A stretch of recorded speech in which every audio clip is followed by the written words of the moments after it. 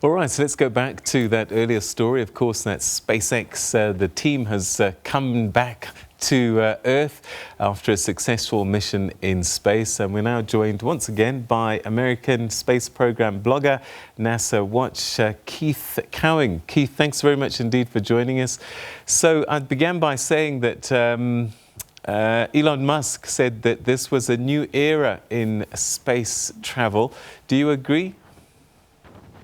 I do, and I've known Elon for 20 years, and the nice thing about Elon is that he has the same vision today that he did when I met him, some 20 years ago. So, yeah, he means it when he says it, and I agree. All right, so just how significant? I remember we had this chat before the Crew Dragons took off, but how significant is this?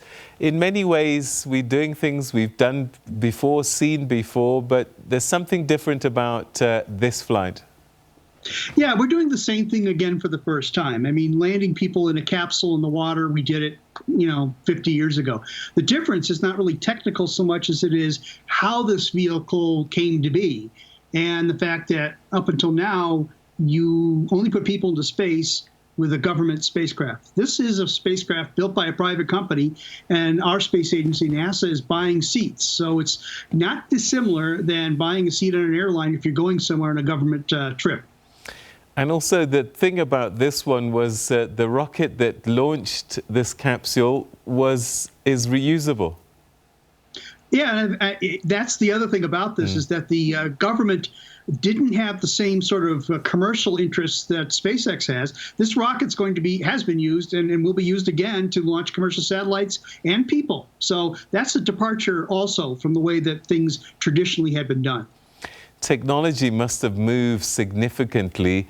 What would have been the experience this time for these astronauts compared to perhaps previous years? What's new in terms of what they can do with space travel now?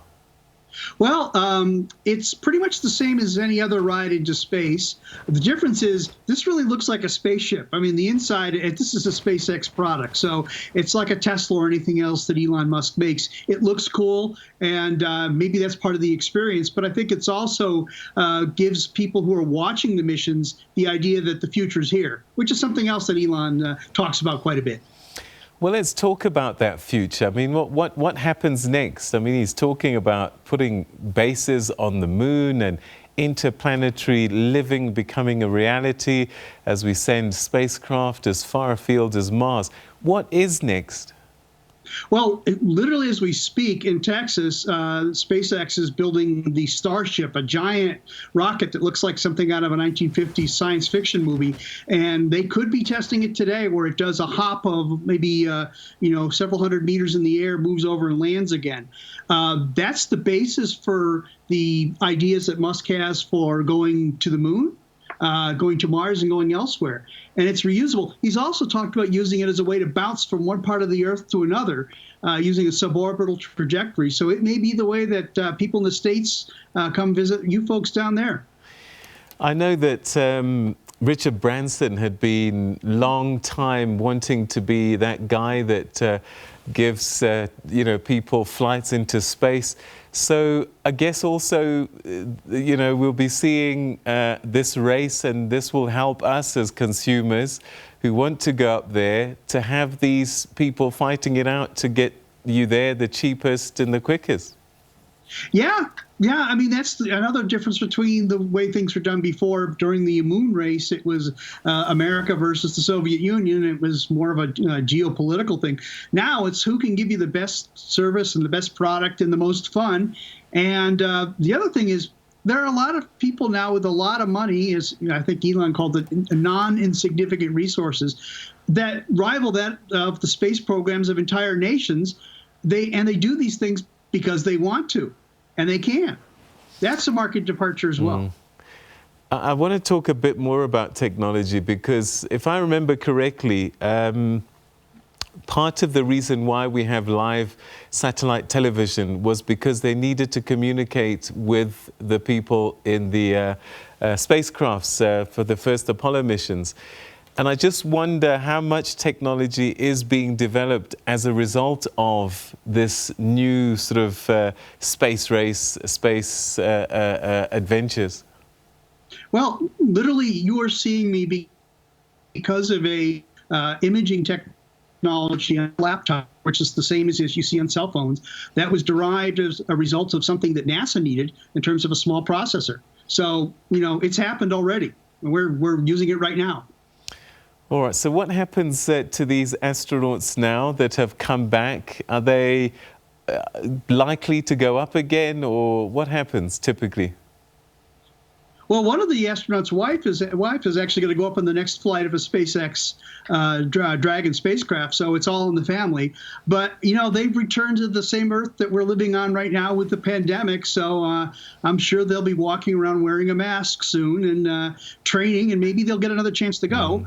The interesting thing about these commercial flights is that they are cheaper, and so it's likely that they may well both fly in a SpaceX vehicle again, since they've already had the experience of knowing how to do it. And they've been at zero gravity for a couple of months. I suppose an adjustment process needs to happen as well. Their legs probably a bit weak, right? Yeah, the longer you stay, the more wobbly you get. They looked to be okay yesterday when they were walking down the stairs from the airplane, but it takes a while to get used to things again. Some astronaut friends of mine have talked about, you know, putting a coffee cup down in the middle of the space and it drops, and they realize, oh, wait, I can't do that. I'm not in space anymore. So it takes a little time to readapt. So what was this mission about? Well, it was a test mission. It was just to prove that the Dragon spacecraft could fly safely with 2 humans on board. But it did carry a lot of logistics, supplies, research materials, and so forth. And while Doug and Bob were up in orbit, they actually were participating in the work of the space station. So it was a test flight, but it was also a working mission. All right, and again, I suppose we just to wait and see what happens next. But as someone who's had long experience, what do you see personally on the horizon next? Well, there's another company, Boeing, who's also built a commercial spacecraft, which should be flying soon. And then, of course, what we're really waiting to see is not just what SpaceX is doing, but what other companies like Blue Origin and Virgin Galactic and Virgin Orbit and these other companies do as they develop their own different types of advanced commercial spaceships. And as you mentioned before, the more spacecraft there are, the more opportunities there are to fly, the cost will probably go down, which means you and I will get a chance to fly one of these days. And Elon Musk, will he continue to just break new frontiers, do you think? Yeah, that's pretty much what Elon does. All right, that's where we'll leave it for tonight. Thanks very, very much indeed. Always great talking about these exciting, adventurous things that are leading us into a new era. Thanks so much indeed for your time. My pleasure. All right.